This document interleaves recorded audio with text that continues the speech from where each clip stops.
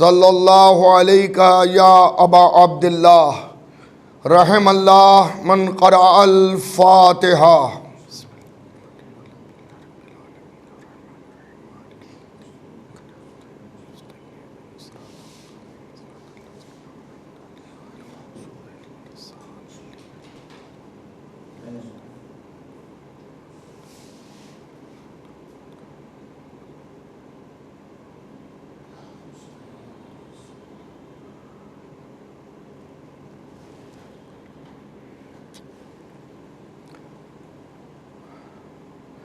اعوذ باللہ من الشیطان اللعین الرجیم، بسم اللہ الرحمن الرحیم، الحمد للہ رب العالمین، والصلاة والسلام علی اشرف الانبیاء والمرسلین والشفیع المذنبین ابی القاسم محمد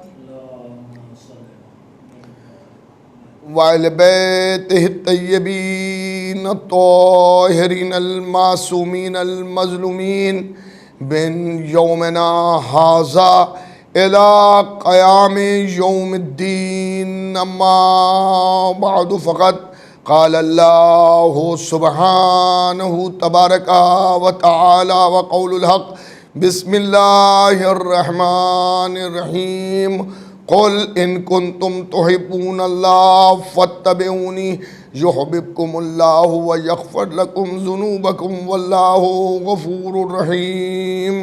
صلوات بر محمد وآل محمد. حضرات، سلسلہ گفتگو دھیرے دھیرے آگے بڑھ رہا ہے اور آپ کے اذہان عالیہ میں اس عشرہ مجالس جو آن لائن آپ حضرات زینبیہ امام بارگاہ سے سماعت فرما رہے ہیں، انجمن علمداریہ اعظم گڑھ مقیم بمبئی کی جانب سے میں نے آپ کی خدمت میں اس عشرے کا جو عنوان رکھا ہے وہ ہے اتباع رسول ہی اصل میں اسلام ہے. اسلام کے قوانین کو سمجھنے کے لیے پیغمبر اسلام محمد مصطفیٰ صلی اللہ علیہ وآلہ وسلم کا اتباع ہر مسلمان پر واجب ہے. جو چیزیں قرآن حکیم میں نظر نہ آئیں اور عمل رسول میں وہ ظاہر ہوں تو اس کے اوپر بھی عمل کرنا اسی طرح سے فرض ہے کہ جس طرح سے قرآن کے حکم پر عمل کرنا مسلمان پر فرض ہے. سیرت پیغمبر اسلام قرآن حکیم کی تشریح ہے اور ان پوشیدہ احکام کو جسے ہم ظاہر بظاہر قرآن حکیم میں نہیں سمجھ پاتے ہیں وہ سیرت پیغمبر اسلام میں ہمیں نظر آتی ہے. لیکن ہمیں یہ دیکھنا ہے کہ پیغمبر اسلام کی جو سیرت ہے، جو کردار ہے، وہ کن شخصیات کے ذریعے ہمیں حاصل کرنا ہے. بہت توجہ سے سنیے گا. ہم 1400 برس بعد کے مسلمان، ہم میں سے کوئی بھی ایسا نہیں جو حیات پیغمبر میں ہو. ہم میں سے کوئی ایسا نہیں کہ جس نے نبی کریم صلی اللہ علیہ وآلہ وسلم کا چہرہ دیکھا ہو. ہم میں سے کوئی ایسا نہیں کہ جس نے نبی کریم کے ہاتھوں پر اسلام کا کلمہ پڑھا ہو. ہم میں سے کوئی ایسا نہیں کہ جس نے نبی کریم سے قرآن حکیم کی تلاوت سنی ہو. ہم میں سے کوئی ایسا نہیں ہے کہ جو نبی کریم کے پیچھے نماز پڑھ چکا ہو، یا نبی کریم کے ساتھ روزہ افطار کر چکا ہو، یا نبی کریم کے ساتھ حج بیت اللہ پہ جا چکا ہو. ہم نے 1400 برس بعد اسلام کو جو سمجھا ہے تو دور اول کے ان افراد کے ذریعے ہم نے سیرت پیغمبر اسلام کو سمجھا کہ جنہی نے نبی کی سیرت کو ایسا اپنایا اور نبی کے حکم پر ایسا عمل کیا کہ نبی کی ہاں پہ ہاں کہی، نبی کی نہیں پر نہیں کہی، نبی کے حلال کو حلال رکھا، نبی کے حرام کو حرام رکھا۔ میں فخر کے ساتھ یہ بات کہہ سکتا ہوں کہ اہل بیت پیغمبر، ائمہ اہل بیت، ائمہ اہل بیت مولا علی سے جو سلسلہ شروع ہوا ہے اور آخری امام قائم آل محمد پر تمام ہوا، یہ ہے ائمہ اہل بیت۔ مولا علی، ان کے دو فرزند امام حسن امام حسین، پھر امام حسین علیہ السلام کے فرزند امام زین العابدین علیہ السلام، امام زین العابدین علیہ السلام کے فرزند امام محمد باقر علیہ السلام، امام محمد باقر علیہ السلام کے فرزند امام جعفر صادق علیہ السلام، امام جعفر صادق علیہ السلام کے فرزند امام موسی کاظم علیہ السلام، امام موسی کاظم علیہ السلام کے فرزند امام علی رضا علیہ السلام، امام علی رضا علیہ السلام کے فرزند امام محمد تقی علیہ السلام، امام محمد تقی علیہ السلام کے فرزند امام علی النقی علیہ السلام، امام علی النقی علیہ السلام کے فرزند امام حسن عسکری علیہ السلام، اور امام حسن عسکری علیہ السلام کے فرزند قائم آل محمد آخری حجت۔ ایک صلوات اور بھیج دیجئے محمد و آل محمد پر۔ عزیزان گرامی، یہ ائمہ اہل بیت ہیں، اللہ نے انہیں معصوم بنایا۔ کوئی ناقص ذہن یہ نہ سوچے کہ میں نے جو سلسلہ امامت آپ کی خدمت میں پیش کیا، اس میں باپ کے بعد بیٹا امام ہوا، تو کوئی یہ نہ کہے کہ خاندان کی بنیاد پہ آپ نے مان لیا۔ ہمارے ائمہ معصومین کے اور بھی فرزند رہے، لیکن بحیثیت امام ہم نے اسی کو مانا کہ جنہیں نبی بتا کے گئے تھے۔ یہ جو فہرست ائمہ اہل بیت کی میں نے آپ کی خدمت میں عرض کی،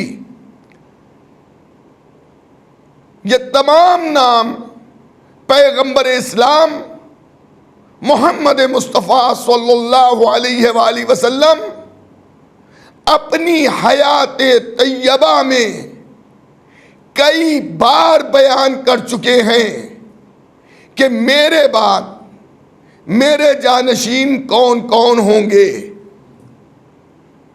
عزیزان گرامی، ظاہر ہے کہ نبی کے جانشینوں میں جو سلسلہ شروع ہوا مولا علی سے اور تمام ہوا آخری حجت قائم آل محمد پر، ہم نے انہیں صرف خاندان کی بنیاد پر نہیں مانا ہے، ہم نے ان میں جوہر علم پایا ہے، ہم نے ان میں کردار پایا ہے، ہم نے ان میں نبی کی رفتار و گفتار کو دیکھا ہے، اور سب سے بڑی بات یہ ہے کہ ہم نے ان میں اتباع پیغمبر کو پایا۔ نبی کریم صلی اللہ علیہ وآلہ وسلم کی اتباع جتنی ان کے اہل بیت نے کی ہے، اتنی اتباع مجھے کہیں نظر نہیں آئی۔ میں آپ کی خدمت میں عرض کروں، ہزاروں مرتبہ کا واقعہ سنا ہوا ہے، لیکن شاہد مثال کے لیے میں عرض کر رہا ہوں۔ دیکھیں، نیند کا فلسفہ یہ ہے کہ نیند زبردستی نہیں آتی، خلاف عادت نہیں آتی، بستر بدل جانے پر نہیں آتی، مقام خوف میں نہیں آتی۔ یہ تین چار چیزیں ایسی ہیں جس میں نیند نہیں آتی۔ آج کل جو لوگ 2 بجے رات تک موبائل کا استعمال کرتے ہیں، ان کو آپ 8 بجے رات کو کمرے میں بند کر دیجئے، کروٹیں بدلتے رہیں گے، کھانستے رہیں گے، نیند انہیں وہی 2 بجے آئے گی۔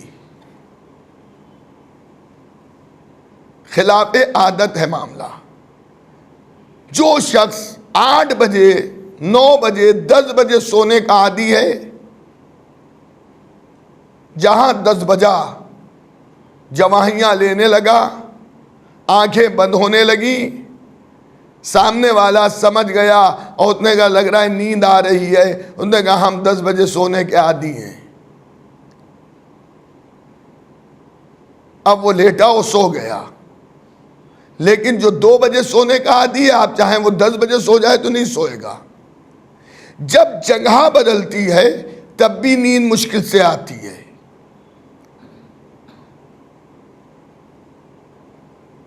جہاں ہم سونے کے عادی تھے اب ہمیں دوسری جگہ لٹا دیا گیا. نیند آ جائے گی مگر ذرا دشواری سے آئے گی.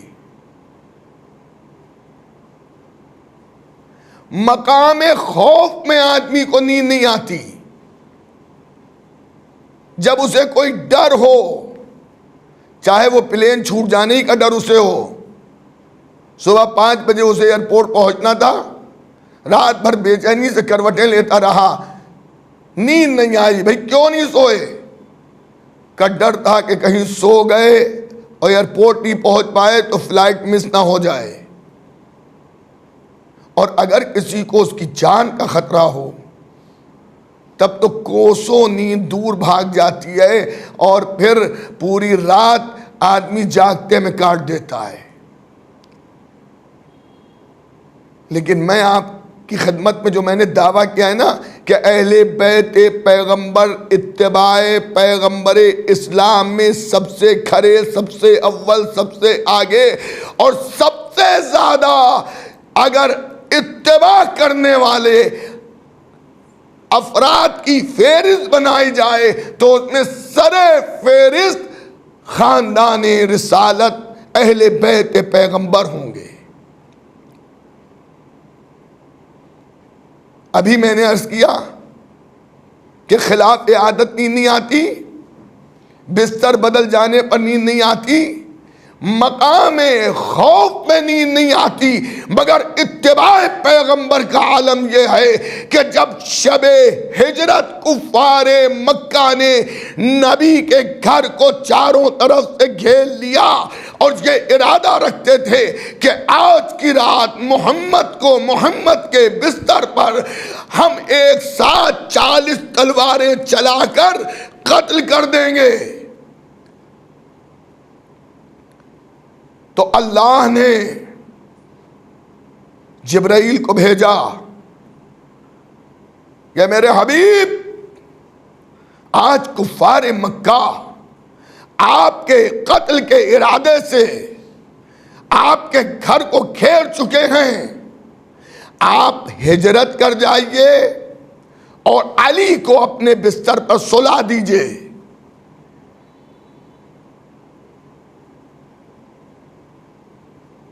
گھر میں کوئی ہے نہیں کہ جسے بھیجا جائے. میں کہوں گا جبرائیل جائیے علی کو بلا کے لائیے. شاید جبرائیل جواب دے اپنا جیسا سمجھا ہے کیا یہ علی ہیں؟ نبی کے ارادوں کو سمجھتے ہیں اور وہی ہوا. جیسے نبی نے ارادہ کیا کہ علی آ جاؤ، ویسے ہی علی سامنے کھڑے ہیں. علی سامنے کھڑے ہیں. اللہ کے رسول کیا حکم؟ اب آپ دیکھیں اتباع پیغمبر کیا ہے. اللہ کے رسول حکم دیجئے تو نبی کریم نے ارشاد فرمایا یا علی مجھے حکم ملا ہے کہ میں تمہیں حکم دوں کہ تم آج کی رات میرے بستر پر میری شبی بن کر سو جاؤ. میں کوئی نئی بات تو نہیں پڑھ رہا ہوں. ہزاروں مرتبہ کی علماء خطباء واعظین ذاکرین تاریخ اسلام کی کتابوں میں، سیرت اہل بیت کی کتابوں میں یہ واقعہ آپ نے پڑھا ہوگا نا. مگر میں ایک استدلال کے لیے عرض کر رہا ہوں کہ یا علی میرے بستر پر میری شبی بن کر سو جاؤ. مطلب یہ تھا کہ یا علی آج میرے بستر پر تمہیں علی بن کے نہیں سونا ہے، محمد بن کے سونا ہے. حضرت نے خالی اتنا ہی نہیں کہا، نبی کریم نے خالی اتنا ہی نہیں فرمایا بلکہ پھر نبی نے ارشاد فرمایا کیوں سو جاؤ، وجہ بھی بتائی کہ سونے کی وجہ کیا ہے، جو میں نے تمہیں بلایا ہے تم آئے ہو، اور اللہ کا حکم مجھ پر آیا کہ میں تمہیں اپنے بستر پر لٹال کر ہجرت کر جاؤں، کیوں سو جاؤ، اس کا سبب کیا ہے؟ یا علی، اس کا سبب یہ ہے کہ کفار مکہ میرے قتل کے ارادے سے میرے گھر کو گھیر چکے ہیں، میں چلا جاؤں تم سو جاؤ۔ اللہ کے نبی، عمر میں آپ علی سے بڑے، منصب میں آپ علی سے بڑے، رشتے میں آپ علی سے بڑے، ہم نے تو یہ دیکھا ہے کہ خطرات کے مقامات پر کم سن کو روکا جاتا ہے، بزرگ آگے بڑھتے ہیں۔ رات میں آپ کے گھر میں، آپ کے بنگلے میں، آپ کے فلیٹ میں کچھ کھڑبڑ کی آواز آئی، پہلو میں آپ کا جوان بیٹا بھی سو رہا تھا، آپ بھی سو رہے تھے، آواز سے دونوں اٹھے، لگتا ہے کہ کوئی آ گیا، کوئی چور ہے، لڑکا آگے بڑھنے لگا تو باپ نے ہاتھ پکڑ کے پیچھے کھینچا کہ ایسا ہے تم پیچھے رہو، مجھے آگے جانے دو۔ تو مقام خوف میں تو بزرگ ٹھہرتے ہیں۔ اللہ کے نبی علی کو آپ سلا رہے ہیں، یا تو خود ٹھہریے، یا کلمہ گو افراد میں سے کسی ایسے کو سلا دیجئے کہ جو عمر میں ان سے زیادہ ہو، پیکر بشریت کی عمر کی بات کر رہا ہوں، ورنہ آل محمد تو اس وقت بھی تھے کہ جب نہ آدم تھے نہ بنی آدم تھے۔ یہ میں ان کی زبان میں بات کر رہا ہوں کہ جو یہ کہتے ہیں کہ علی تو ابھی بچہ ہیں۔ دوستوں اور عزیزوں، محبان اہل بیت پیغمبر، لیکن نبی جواب دیں گے، خطرے میں ٹھہرنے کا نام علی ہے۔ جتنا بڑا بھی خطرہ ہو، علی اس خطرے میں خطرے کے لیے خطرہ بن جاتا ہے۔ اچھا آپ سو رہیے، آپ میرے بستر پر، آپ میرے بستر پر آج کی شب سو رہی ہے، نبی کریم فرما رہے ہیں۔ مولا علی نے یہ کچھ نہیں پوچھا کہ 40 جوان ننگی تلواریں لیے کھڑے ہیں، اللہ کے حبیب ہمارا کیا ہوگا، کوئی تعویذ باندھ دیجئے، کوئی حصار کھینچ دیجئے، کوئی دعا ہمارے پر پھونک دیجئے۔ میرے مولا نے ابھی تو ذوالفقار بھی نہیں آئی ہے، اور اس موقع پر علی کے ہاتھ میں کوئی تلوار بھی نہیں ہے، کوئی نیزہ بھی نہیں ہے، کوئی چلے کمان بھی نہیں ہے، کچھ نہیں، اسلحہ کوئی اسلحہ علی کے پاس نہیں، علی اکیلے کھڑے ہیں، صرف ایک سوال کرتے ہیں، اللہ کے نبی یہ بتائیے میرے سونے سے کیا آپ بچ جائیں گے؟ علی کے سوال کے جواب میں نبی نے ارشاد فرمایا، یا علی اگر آپ سو گئے، دیکھیں لیٹ گئے کی بات نہیں ہے، سو گئے تو میں بچ جاؤں گا۔ اب مولا علی کیا یہ جملے سننے کے بعد مولا علی نے کیا کیا؟ مولا علی نے فوراً زمین پر سجدہ شکر کیا، اور طبری لکھتے ہیں کہ یہ پہلا شکر کا سجدہ زمین پہ تھا جو علی ابن ابی طالب نے اللہ کی بارگاہ میں کیا کہ پروردگار تیرا شکر ہے کہ میرے سونے سے رسالت بچ رہی ہے، نبوت بچ رہی ہے، توحید بچ رہی ہے، نزول قرآن بچ رہا ہے، میرے سونے سے نبوت بچ رہی ہے۔ پھر میں جملے کو دوہراؤں، میرے مولا نے سجدہ کر کے کہا پروردگار تیرا شکر ہے کہ میرے سونے سے رسالت بچ رہی ہے، میرے سونے سے نبوت بچ رہی ہے، اب تو مان لیجئے جب علی کے سونے سے نبوت اور رسالت بچ جائے تو اگر علی کے جاگتے میں اسلام بچ جائے تو تعجب کیا ہے؟ میرے مولا نے سجدہ شکر کیا. جہاں موت کھڑی ہو وہاں صبر ہوتا ہے، شکر نہیں ہوتا. ابراہیم اور اسماعیل کے واقعے کو جب آپ سنیں گے تو اس میں آپ کو سمجھ میں آئے گا کہ کیا کہا بیٹے نے باپ سے، مجھے صابروں میں پائیے گا. لیکن علی سجدہ شکر کر رہے ہیں. سجدہ شکر کیا علی نے. اچھا صاحب یہاں تک ہو گیا. اب نبی کی اتباع ہے نا موضوع میرا، کہ نبی کی اتباع. آج عالم اسلام دیکھے، یوں تو ہر آدمی کہتا ہے ہم اتباع نبی کر رہے ہیں، ہم اتباع نبی کر رہے ہیں، ہم اتباع نبی کر رہے ہیں. مگر تاریخ میں کیا کوئی ایسی اتباع ملی کہ 40 لہراتی ہوئی ننگی تلواریں علی دیکھ کر آئے ہیں؟ بستر بھی بدلا ہوا ہے، خلاف عادت بھی ہے سونا رات کا علی کے لیے. کیوں؟ راتوں میں جاگ کر اللہ کے سجدے کر رہے ہیں، نمازیں پڑھ رہے ہیں، عبادتیں کر رہے ہیں. دشمن بھی 2-2 ہزار تکبیروں کی آوازیں گن رہا ہے. علی کبھی قیام میں ہیں، کبھی رکوع میں ہیں، کبھی سجود میں ہیں، کبھی ذکر الہی میں ہیں، کبھی یتیموں بیواؤں مساکین کے گھر پر اناج پہنچانے میں مصروف ہیں. خلاف عادت ہے ان کا، یہ سونے کے عادی نہیں ہیں. لیکن آئیے میں آپ کو دکھاؤں کہ اتباع پیغمبر اسلام ہے کیا، نبی کی اتباع ہے کیا. میں کہوں گا یا علی، نبی نے کہا سو رہیے، آپ نے کہا سو رہوں گا. لیکن نیند خلاف عادت نہیں آتی، نیند بستر بدل جانے کے بعد نہیں آتی، نیند مقام خوف پر نہیں آتی.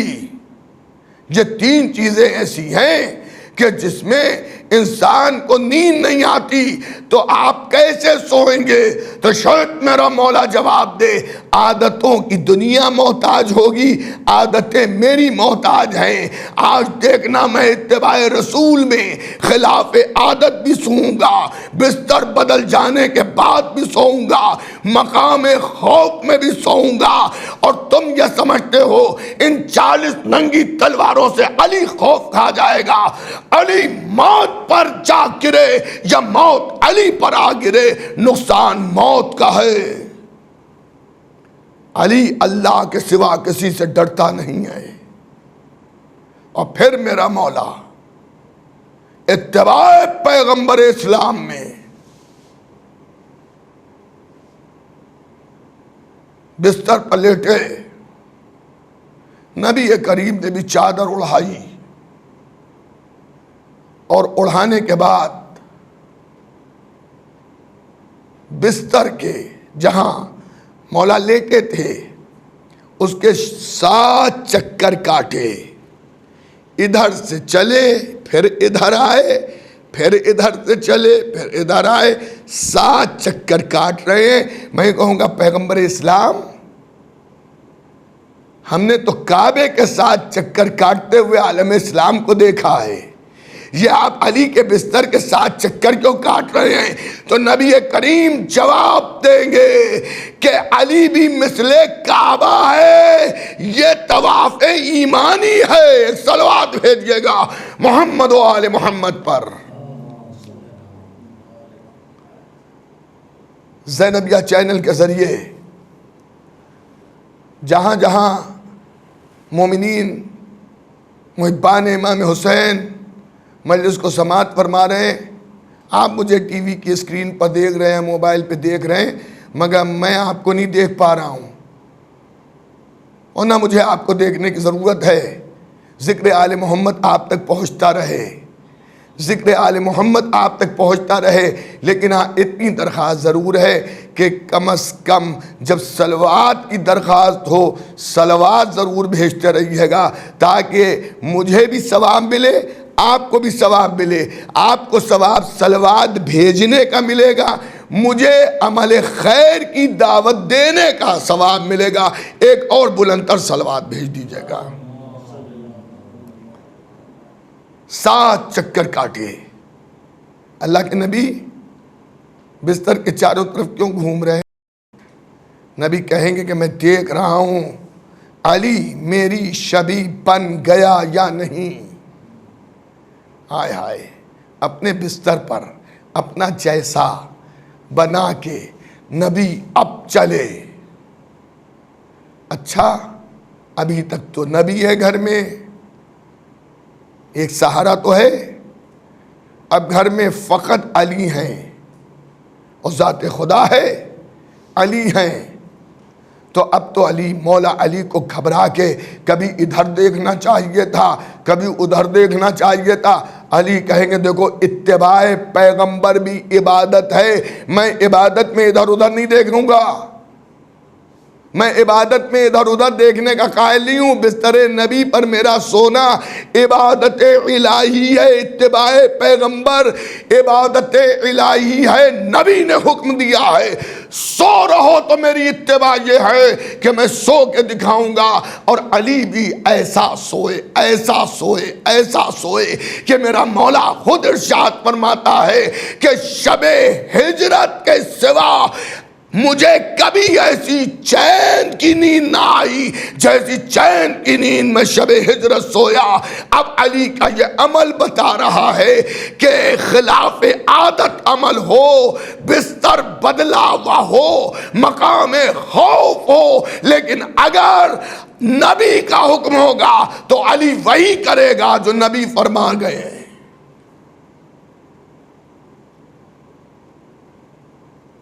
اب آپ نے دیکھا جان کی بازی لگا دی، اللہ کو بھی وجد آ گیا۔ علی نے اس طرح سے اتباع پیغمبر کی۔ آیت کا ترجمہ یہی ہے نا کہ آپ کہہ دیجئے جو لوگ اللہ سے دعوی محبت کرتے ہیں وہ میری اتباع کریں، اور جب وہ میری اتباع کریں گے یعنی نبی کی اتباع کریں گے تو اللہ بھی ان سے محبت کرے گا، ان کے گناہوں کو معاف کر دے گا، اور وہ بڑا غفور رحیم ہے۔ عزیزان گرامی، اتباع پیغمبر جب نبی نے کی، اتباع علی نے کی، تو قدرت نے بھی ملائکہ میں سے 2 کا انتخاب کیا۔ ہم نے تمہیں ایک دوسرے کا بھائی بنا دیا، کیا تم ایک دوسرے پر اپنی جان نچھاور کر سکتے ہو؟ اپنی عمر کا حصہ اسے دے سکتے ہو؟ دونوں نے ہاتھوں کو جوڑا کہ پروردگار ہمیں ہماری عمر رہنے دے، اور ہم ایک دوسرے پر اپنی عمر کیوں دیں، اور ہمیں جتنی بھی عمر تو نے دی ہے ہم اس عمر میں جیئیں گے، مگر ہم اپنی عمر اسے نہیں دینا چاہتے۔ تو ایک مرتبہ قدرت نے حکم دیا ذرا زمین کے اوپر دیکھو، ایک بھائی نے دوسرے بھائی کے لیے اپنی جان کو ہتھیلی پر رکھا، جان کی بازی لگا دی، اور تم ایک دوسرے کو اپنی جان نہیں دے سکتے۔ ذرا غور سے دیکھو تو ملائکہ نے کیا دیکھا کہ بستر نبوت پر امامت جلوہ افروز ہے۔ عزیزان گرامی، امامت کو دیکھا، مسکرا دیے، اب حکم دیا جاؤ اور جا کے علی کو مبارکباد دو۔ اللہ اکبر، نزول ملائکہ ہوا، علی کی مبارکباد کا سلسلہ شروع ہوا۔ یہاں عالم اسلام ذرا غور کرے، چین کی نیند سونے والا کب بیدار ہوا؟ جب کفار مکہ گھر میں داخل ہوئے، اور اب جو داخل ہوئے قاتل کی حیثیت سے اگر انسان دیکھے، کافر ہونے کی حیثیت سے بھی اگر انسان علی کو دیکھے تو جب چادر میں ڈھکا ہوا دیکھے گا تو نبی سمجھے گا علی سوتے رہے. جب تلواریں کھنچ گئیں تو علی نے انگڑائی لی اور انگڑائی لے کے چادر کے کونے کو پھینکا. اب جو چادر کا کونا پھینکا تو زمانے نے کیا دیکھا؟ فانوس رسالت میں شمع امامت نمودار ہے. علی کو دیکھتے ہی ہر وہیں پر ٹک گیا. اب ایک قدم آگے بڑھنے کی جسارت نہیں. اب آپ سمجھے پیغمبر اسلام نے علی کو یوں ہی نہیں سلایا تھا. علی سو گئے، شریعت بچ گئی. علی سو گئے، رسالت بچ گئی. علی سو گئے، قرآن بچ گیا. مگر یہ نیند اتباع پیغمبر میں ہے. اب سنیے گا ایک اہم بات کی طرف. بعد وفات پیغمبر اسلام جو کچھ رسول کی بیٹی کے ساتھ ہوا اور مولا علی کے ساتھ ہوا وہ آپ سبھی جانتے ہیں. مجھے بہت زیادہ تفصیلات میں نہیں جانا ہے. رسول کی اکلوتی بیٹی، میری آواز کو جس بھی مکتب فکر کا انسان سن رہا ہے میں اسے یہ دعوت دیتا ہوں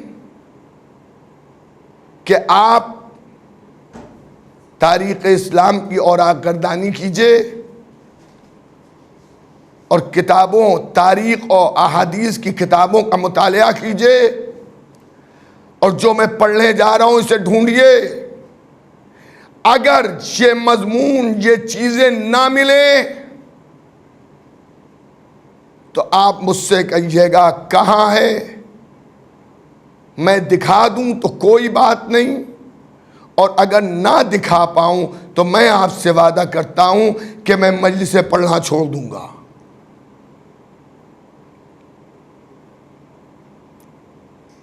دوستوں، بعد پیغمبر اسلام رسول کی بیٹی کا حق غصب کیا گیا.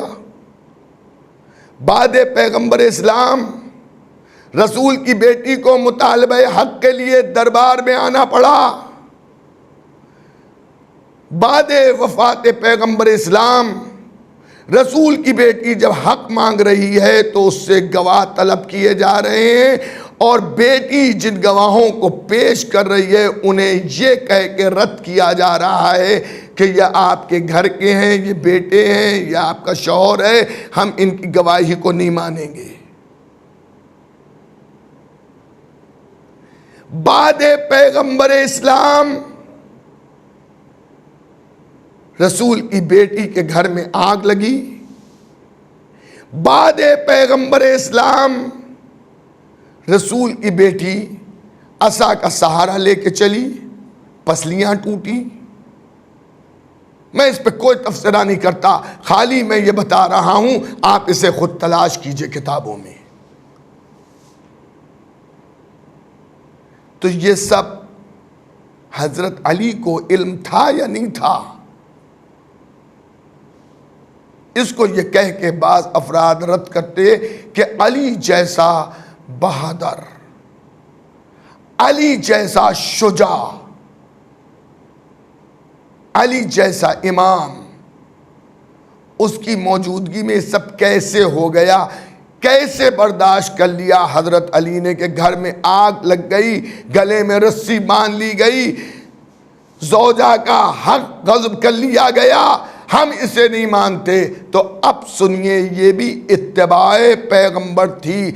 جب رحلت پیغمبر کا وقت قریب آیا ہے اور نبی کریم اب اس دنیا سے وصال کرنے والے ہیں تو اس موقع پر مولا متقیان کو نبی نے بلایا اور بلانے کے بعد سب کچھ بتایا. یا علی، میری وفات کے بعد، میری رحلت کے بعد یہ تمام مظالم جو بعد وفات پیغمبر اسلام کے آل رسول پر ہوئے، یہ سب نبی کریم نے مولا علی کو بتائے کہ میرے بعد یہ ہوگا، میرے بعد یہ ہوگا، گھر میں آگ لگے گی، گلے میں رسی بندھے گی، حق زہرا غضب ہوگا، بیٹی پر جلتا ہوا دروازہ گرایا جائے گا، تمام مصیبتوں کو بتایا۔ لوگ تمہارے غدیر کے قول کو بھول جائیں گے، تمہارے ہاتھوں پر جو مثلاً بیعت کی گئی تھی اسے توڑ دیں گے۔ سب سننے کے بعد جب نبی نے سب کہہ دیا، تب میرے مولا نے ارشاد فرمایا یہ تو آپ نے سب بتا دیا کہ کیا کیا ہونے والا ہے، لیکن یہ بتائیے کہ اس کے جواب میں کیا کروں؟ اللہ اکبر! پہچانیے آپ، ساری مصیبتیں جب مولا علی سن چکے تو انہی نے فرمایا کہ بتائیے میں کیا کروں، آپ کا حکم کیا ہے؟ تو نبی نے ارشاد فرمایا یا علی تم صبر کرنا۔ ہائے ہائے عزیزان گرامی، کیا؟ یا علی تم صبر کرنا۔ اب بعد وفات پیغمبر اسلام حضرت علی پر جو بھی مظالم ہوئے اور اس کا جواب علی نے تلوار سے نہیں دیا تو یہ نہ سمجھیے گا کہ علی کمزور پڑ گئے تھے، علی کے بازوؤں میں اب وہ طاقت نہیں تھی۔ عزیزان گرامی، علی ہر زمانے میں علی ہے، علی ہر وقت علی ہے۔ نہ علی کے بازو کمزور ہوئے تھے، نہ علی کا سینہ کمزور ہوا تھا، نہ علی کا جوش شجاعت کمزور ہوا تھا، مگر علی نے تلوار نہیں اٹھائی۔ اب جو سوال ہوتا ہے علی نے اپنے حق کے لیے تلوار کیوں نہ چلائی، تلوار کیوں نہ اٹھائی؟ اگر نبی نے حکم دیا ہوتا یا علی اس کا جواب تلوار سے دینا تو سارا زمانہ ایک طرف ہو جاتا۔ علی کی تلوار اگر اکیلے چلتی تو کوئی مقابلہ کرنے والا نہیں تھا، لیکن نبی نے تلوار چلانے کا حکم نہیں دیا تھا۔ نبی نے کہا تھا یا علی صبر کرنا، یا علی صبر کرنا۔ تو یہ اتباع پیغمبر اسلام تھی کہ ظلم ہوتا رہا، گھر میں آگ لگا دی گئی، گلے میں رسی باندھ دی گئی، مگر علی مسکرا رہے ہیں۔ علی کے چہرے پر مسکراہٹ ہے۔ یہ مسکراہٹ کاہے کی ہے؟ یہ شکر کی مسکراہٹ ہے کہ پروردگار اتنے سخت امتحان کے بعد بھی میں نے اتباع پیغمبر اسلام کیا، میں اتباع پیغمبر اسلام میں ہوں، میں اللہ کے رسول کی اتباع کر رہا ہوں۔ حضرت علی کا بعد وفات پیغمبر اسلام صبر کرنا محبت خدا اور رسول کی دلیل ہے، اور صبر تو اس گھرانے کا شعار ہے۔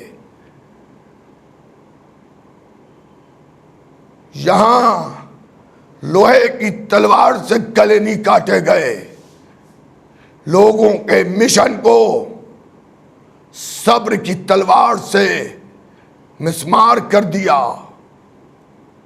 حضرت نے صبر کیا، حکم رسول کے مطابق۔ نبی نے کہا تھا یا علی صبر کرنا، تو علی نے صبر کیا۔ اور پھر اس گھرانے کا صبر اگر دیکھنا ہے تو کربلا آ جائیے۔ صبر حسین، اگر مولا حسین چاہتے تو ایک اشارے میں لشکر یزیدی فنا ہو جاتا، لیکن یہ صبر حسین تھا۔ مظلوم ہیں، مجبور نہیں ہیں۔ آج کی رات اس مظلومہ کے نام ہے جسے زینب کہتے ہیں۔ شریکۃ الحسین حضرت زینب کبریٰ، میں ہر سال آج کی رات شہزادی زینب کی مصیبت کو عرض کرتا ہوں۔ ایک ماں کے لیے یہ بہت بڑی مصیبت ہے کہ اس کی گودی کے پالے اس کے سامنے ذبح ہو جائیں۔ ہاں عزاداروں، آپ سمجھ گئے ہوں گے کہ آج حضرت اون و محمد کے ذکر شہادت پر مجلس تمام ہوگی۔ اللہ کا شکر کیجئے کہ اللہ نے آپ کو یہ توفیق دی کہ آپ غم امام حسین میں شریک غم ہوتے ہیں۔ اس کا شکر ادا کیجئے۔ آپ کے سر جھک گئے، چہرے اتر گئے، یاد امام حسین میں آنکھوں میں آنسو آ گئے۔ عزاداروں، آج پرسے میں کوئی کمی نہ ہو، کیونکہ اب آگے مجالس میں امام حسین کے بھی 2 بیٹوں کی ذکر شہادت ہوگا، شہزادے علی اصغر اور شہزادے علی اکبر۔ اور آج شہزادی زینب کے 2 بیٹے حضرت اون اور حضرت محمد کا ذکر شہادت ہوگا۔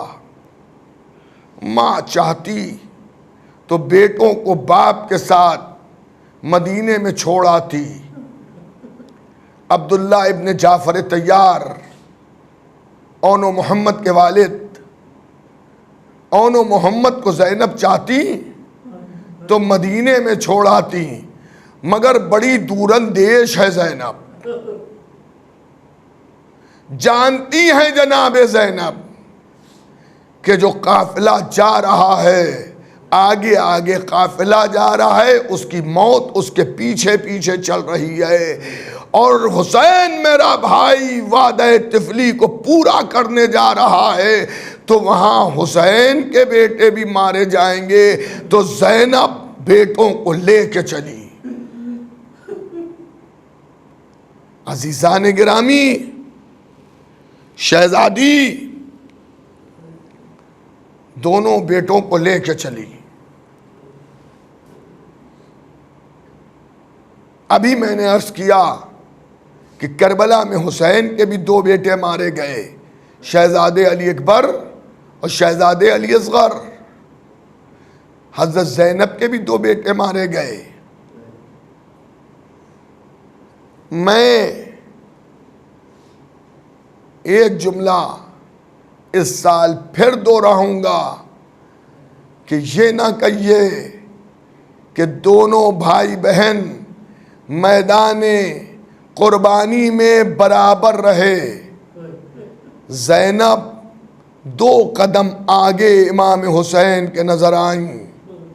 امام حسین کے بھی 2 بیٹے مارے گئے اور جناب زینب کے بھی 2 بیٹے مارے گئے، لیکن امام حسین کا ایک فرزند امام سجاد بچ گئے، جن کے ذریعے نسل حسین آج تک پھیل رہی ہے۔ لیکن عزاداروں، ذرا زینب کی کائنات کو دیکھو، 2 بیٹے ہیں، دونوں بیٹے مار دیے گئے، تو اب یوں کہیے کہ بھائی کے 2 بیٹے مارے گئے، بہن کی پوری نسل قربان ہو گئی۔ سلام ہو شہزادی زینب پر۔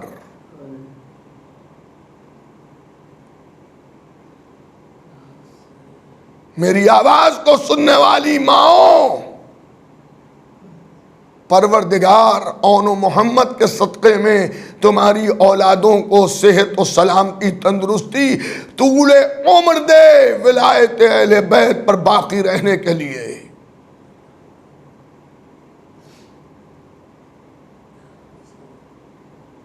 ایک ماں کے لیے یہ بہت سخت وقت ہے کہ بیٹے مرنے کے لیے جا رہے ہوں. جب گھر سے بیٹے باہر نکلتے ہیں تو مائیں دعا دیتی ہیں. ساتھ خیریت کے واپس آنا. ہر بلا مصیبت سے اللہ تمہیں بچائے. لیکن کربلا کی ماؤں پر ہماری مائیں قربان ہو جائیں کہ کربلا کی مائیں اس کی دعا نہیں کر رہی ہیں کہ واپس آ جانا، بلکہ اس کی دعا کر رہی ہیں کہ پروردگار یہ ہماری طرف سے ہدیہ ہے، اسے قبول کر لینا.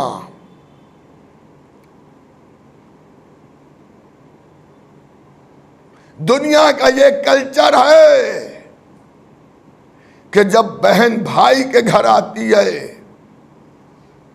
اپنے بچوں کو لے کے، تو بھائی اس کا خیال رکھتا ہے کہ بچوں کو کسی طرح کی اذیت نہ پہنچے، کہیں ایسا نہ ہو کہ بچے بیمار ہو جائیں، بچے چوٹ کھا جائیں. تو جب بہن واپس جائے گی تو کہیں بہنوں ہی بہن یہ نہ کہے کہ میں کہ گئی تھی، میرے بچوں کو یہ نقصان ہو گیا. صبح عاشور بار بار اون و محمد آتے ہیں، آقا حسین سے اجازت مانگتے ہیں. حسین ابن علی کہتے ہیں واپس چلے جاؤ. شہزادی زینب کہتی ہیں بھیا کیا میرے ہدیے کو قبول نہ کیجیے گا؟ حسین کہتے ہیں بہن زینب یہ تمہارے بچے ہیں، اے بہن زینب پہلے میرے بچے قربان ہو جائیں. لیکن زینب فرماتی ہیں بھیا حسین آپ ہمارے بھی امام ہیں، پہلے میرے بچے آپ پر قربان ہوں گے. زینب کا اصرار بڑھتا رہا اور وہ وقت آ گیا کہ اب اون و محمد کو حسین نے اجازت دے دی. اون و محمد اجازت پاتے ہی عبداللہ کے بیٹے ہیں. کون عبداللہ؟ جعفر طیار کے فرزند. جعفر طیار کون؟ جنگ موتا میں کفر کے دانتوں کو کھٹا کر دینے والا جعفر، وہ جعفر طیار کہ جنہی نے دونوں ہاتھوں کو اللہ کی راہ میں قربان کر دیا. عزیزان گرامی بڑے شجاع، بڑے بہادر، ددیال سے بھی شجاعت ملی ہے، ننیال سے بھی شجاعت ملی ہے. علی کے نواسے ہیں، شیر غضبناک کی طرح سے دونوں بھائی لشکر شام پر ٹوٹ پڑے. تاریخ کہتی ہے کبھی دونوں لڑتے لڑتے میمنے کی طرف گئے تو میمنے کو ڈھکیل دیا، کبھی میسرے کی طرف گئے تو میسرے میں بھگدڑ مچ گئی، کبھی دونوں قلب لشکر میں اتر گئے. سروں کی بارش ہو رہی ہے، علمان علمان کی صدائیں آ رہی ہیں. عباس علمدار بھانجوں کی شجاعت کو دیکھ کے کہہ رہے مرحبا. عزاداروں عمر سات نے جب یہ منظر دیکھا گھوڑے پر سوار ہوا، اپنے لشکر کو مخاطب ہو کر کہتا ہے ملعون یہ علی کے نواسے ہیں، جعفر طیار کے پوتے ہیں، یہ پورے لشکر کو کاٹ کے پھینک دیں گے. یہ بھائی دونوں جب تک ایک ساتھ لڑیں گے لشکر ختم ہو جائے گا مگر انہیں قتل نہ کر پاؤ گے. نیزہ برداروں کا ایک دستہ مرتب کیا گیا کہ دونوں بھائیوں میں فاصلہ پیدا کرو. کئی ہزار فوجی ایک ساتھ دونوں بھائیوں کے درمیان آئے. اب اون ایک طرف لڑ رہے ہیں، حضرت محمد ایک طرف لڑ رہے ہیں. دونوں بھائیوں میں جدائی ہو گئی، لیکن بھائی بھائی کو دیکھ کے آواز دے رہا ہے بھیا ہوشیار رہنا، بھیا ہوشیار رہنا. بچے اکیلے لڑتے رہے، لیکن یہ بھی یاد رہے کہ یہ 3 دن کے بھوکے پیاسے ہیں، لشکر یزیدی سیراب ہے. عزاداروں کب تک کہ یہ بچے لڑتے؟ ظالموں نے ٹوٹ کر پر حملہ کیا، ایک ساتھ ہزاروں ظالم ایک ایک بھائی کی طرف جھپٹے۔ اب زینب کے لاڈلے تلوار چلاتے رہے، کبھی نیزہ آ کے لگا، کبھی تیر آ کے لگا، کبھی تلوار آ کے لگی۔ اب عالم یہ ہوا کہ ایک وقت وہ آیا کہ آواز مقتل سے آئی، خدا حافظ، السلام علیکہ یا ابا عبداللہ۔ لیجے حسین دوڑے، عباس آگے بڑھے، خیموں کے اندر آواز گئی، سیدانیوں کو خبر ملی کہ زینب کی گود اجڑ گئی، زینب کے بیٹے مارے گئے، دونوں بیٹے کربلا میں زینب کے شہید ہو گئے۔ سیدانیاں حضرت زینب کبریٰ کے خیمے میں جمع ہوئیں اور ہونے کے بعد حضرت زینب کو پرسہ دے رہی ہیں۔ شہزادی فرما رہی ہیں پرسہ نہ دو، اتنی دیر میں حسین میتیں لے کے آ گئے۔ ہاں حسین نے آہستہ سے پکارا، زینب، اون و محمد آ گئے۔ بیویوں نے شہزادی زینب کا بازو تھاما کہ کہیں دو میتیں بیٹوں کی ایک ساتھ دیکھ کر زینب بے ہوش نہ ہو جائیں، مگر یہ حسین کی بہن ہے، یہ علی و فاطمہ کی بیٹی ہے۔ سیدانیوں کو ہٹایا، کہا بھیا لاؤ میرے بیٹوں کی میتیں۔ لیجئے ایک میت لی، قبلے رخ لٹال دی، دوسری میت کو قبلے رخ لٹالا، دونوں جنازوں کے بیچ میں فاصلہ کیا، سر کو سجدے میں رکھا، پروردگار تیرا شکر ہے کہ میرے بچے تیری راہ میں قربان ہو گئے۔ پھر ایک ہاتھ اون کے سینے پر رکھا، دوسرا ہاتھ محمد کے سینے پر رکھا اور تھوڑا سا دبا کے ہلایا اور ہلا کے کہا میرے بچوں تیری ماں تجھ سے راضی ہو گئی۔ جزاک اللہ۔ آپ مصائب ہو رہے ہوں گے، مجلس یہاں پر ختم ہو سکتی ہے، لیکن چند جملے میں ہر سال عرض کرتا ہوں، اس سال بھی عرض کروں گا۔ عزاداروں، شہزادی زینب کو پرسہ دے لیجئے۔ آج اون و محمد کا ماتم اس لیے کر لیجئے کہ زینب نے اپنے بچوں کا ماتم نہیں کیا۔ جب بھی روئیں واہ حسینہ، واہ حسینہ، واہ حسینہ۔ یہ بہت بڑی بات ہے۔ روز عاشور زینب کا اون و محمد کے ساتھ صرف اتنا تاریخ نے لکھا کہ میتیں آئیں تو دونوں کے درمیان سجدہ شکر کیا، جیسے ہجرت میں علی نے سجدہ شکر کیا تھا، ویسے ہی بیٹی نے کربلا کی زمین پر سجدہ شکر کیا، اور اس کے بعد بیٹوں سے کہا تمہاری ماں راضی ہو گئی، تمہاری ماں راضی ہو گئی۔ اس کے بعد زینب کبھی بھی اون و محمد پنی روئیں۔ شام غریبہ کا سناٹا آیا، فاطمہ زہرا سے ملاقات ہوئی تو یہ نہیں کہا اماں میرے بیٹے مار ڈالے گئے، ماں سے جب ملاقات ہوئی تو ایک ہی بات کہی، اماں اماں حسین مارا گیا، اماں حسین مارا گیا، اماں حسین مارا گیا۔ محرم کو جب زینب اسیر ہوئی، ناقے پر بٹھا لی گئی تو زینب ناقے پر بیٹھ کر حسین کے لاشے کو دیکھ کر کہتی ہیں بھیا زینب شرمندہ ہے کہ تمہارا لاشا بے گور و کفن چھوڑ کے جا رہی ہے، لیکن زینب نے یہ نہیں کہا کہ بھیا میرے بیٹے اون و محمد بھی پڑے ہیں، اون و محمد کے لاشوں کو نہیں دیکھا۔ ہاں دربار کوفہ میں گئیں، حسین کا ماتم کیا، بازار شام سے گزری، حسین کا ماتم کیا۔